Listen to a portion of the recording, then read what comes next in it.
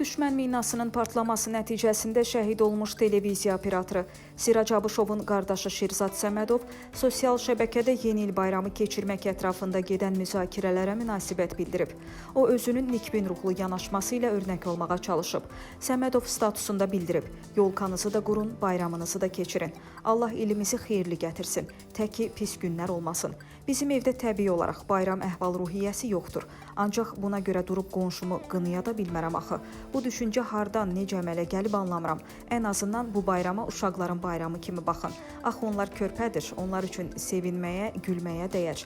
Axı şəhidlər xalqımız bayramlarını rahat keçirsin deyə şəhid olublar.